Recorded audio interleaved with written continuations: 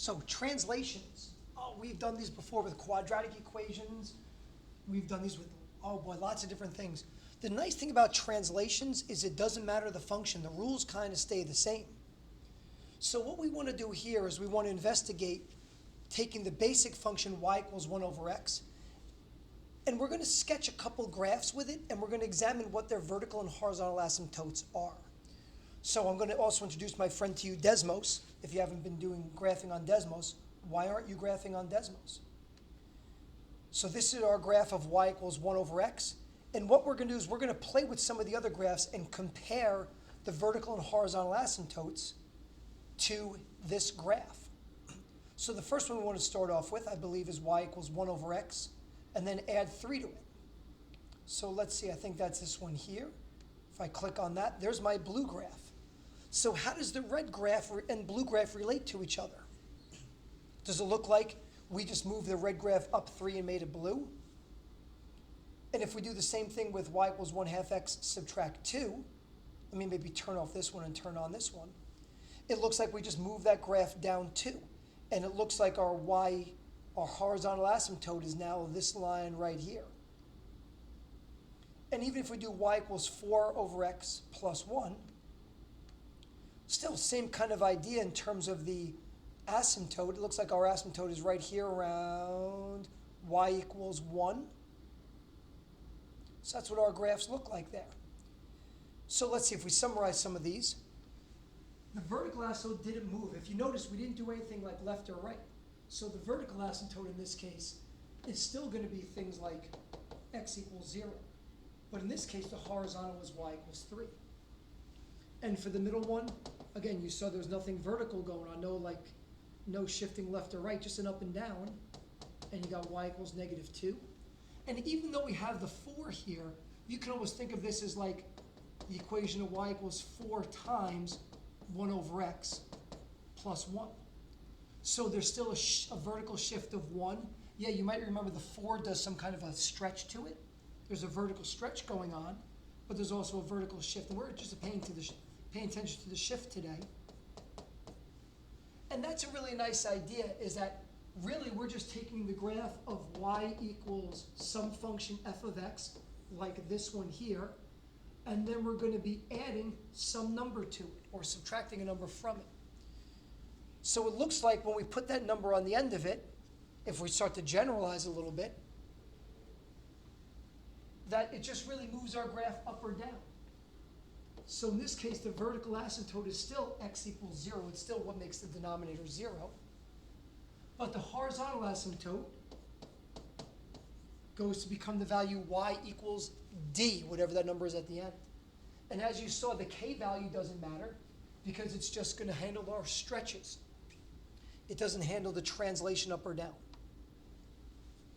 Similarly, let's again use y equals 1 over x and take a look at what happens here. Why don't you pause the video for a minute, go to Desmos or your favorite graphing utility, and play for a little bit. Welcome back. I missed you. Alrighty. So if I go to Desmos really quick, and I want to take a look at how does this graph y equals 1 over x plus 3 differ. And let's change it, instead of changing it to red, let's make it a color like orange for a second. So it looks like that orange graph went to the left 3. So its horizontal asymptote is still the y-axis, but its vertical asymptote looks like the line x equals negative 3. And down here it looks like it went to the right 2. And I don't think that 4 is going to matter too much. Let me turn off these two for a second.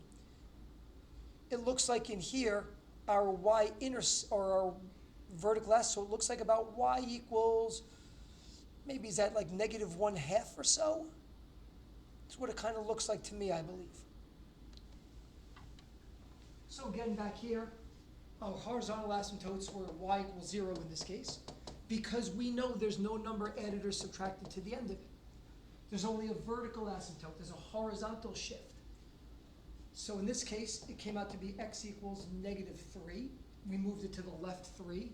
And maybe you recognize some of that transformation going on, where x equals positive 2 in this case. And in this case, it looked like it was x equals negative 1/2. How do you get negative 1/2 there? And again, if we think of this equation as like f of x equals 1 over x, maybe our transformation now, and I'll call it function g, I guess, is like 1 over x minus h, where we have that vertical or that horizontal shift left and right.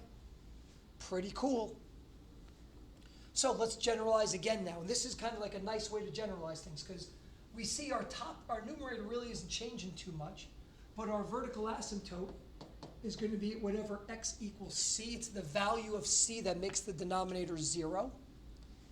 And our horizontal asymptote is going to be at y equals d. It's going to be that vertical shift up or down. Pretty neat stuff.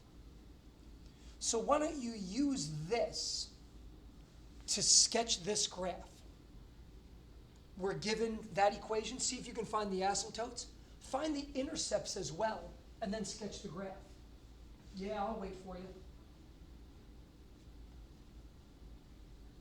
Cool, how'd you do? Let's see. So we know our vertical asymptote is going to be whatever makes 2x minus 6 equal to 0. And that's going to be x equals 3. The horizontal asymptote is going to be that vertical shift, y equals 2. Now let's play with some of the intercepts. Remember, the x-intercept occurs when the y value is 0. So why don't we solve the equation 0 equals 4 over 2x minus 6 plus 2. That's an equation that you can solve for x. We're going to maybe subtract the 2 from the other side. Let's multiply by the denominator now to cancel it out. So if we do negative 2 times 2x, we get a negative 4x. And if we do negative 2 times negative 6, we get a positive 12. And that equals 4. Continuing to solve this, subtracting the 12 gives me a negative 8. So x equals positive 2. So my x-intercept is the point 2, 0. And finally, the y-intercept, that's going to be where x is equal to 0. And that simplifies a lot easier for us as well. We get 4 over 2 times 0 minus 6, and then add 2 to that. And this just makes our fraction 4 over negative 6.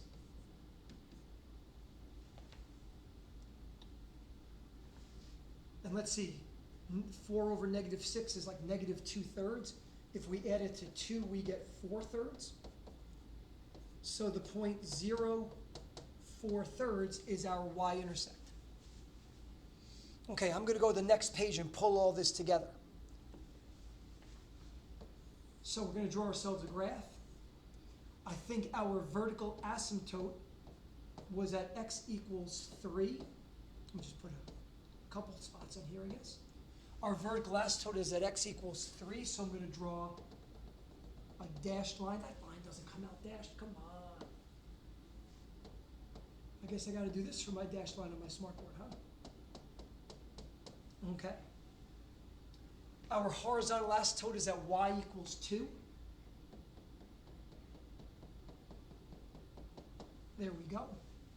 I also know it has an x-intercept when x equals 2. So I'll put that point on there. It has a y-intercept at y equals 4/3. And that's maybe about here. It's a little bit more than 1, but not halfway. And I know that the graph of y equals 1 over x is that hyperbola-shaped graph. So I'm going to draw something that looks like this. And then up here in this region, it kind of just bends that way. And that's a pretty darn good estimate of a graph. As a matter of fact, if I go back to my Desmos and take a peek, I think I got that one graphed here. Let's turn off those and take a look at that graph there. That looks pretty darn close to the one that I have here. I'm feeling good, and I hope that you are too.